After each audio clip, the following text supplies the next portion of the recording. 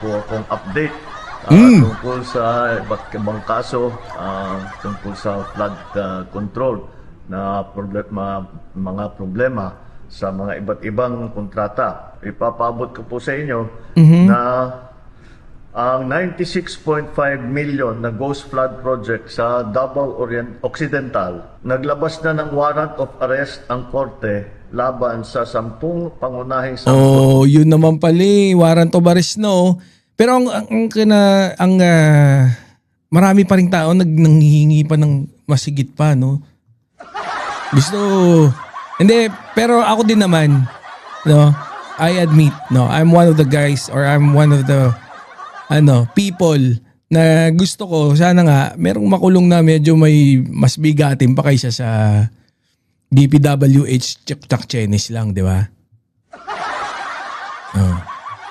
dito sa anomalyang ito. Ang mga akusado ay nahaharap sa kasong graft at malversation.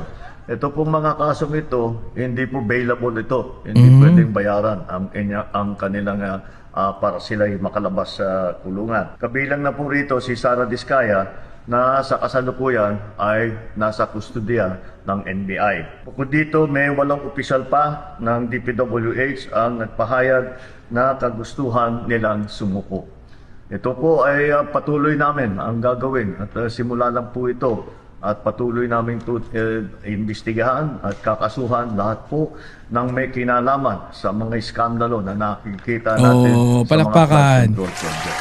Ayan, no? Titiyakin po natin na hindi lamang sila ay makakasuhan, kundi maibalik ang pera ng ating mga binayad ng ating mga kababayan ay ibalik sa kaba ng ating bansa.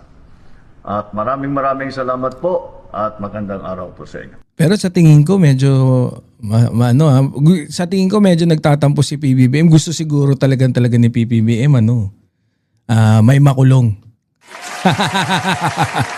Kahit mga senador lang, di ba? Okay na, happy na kami.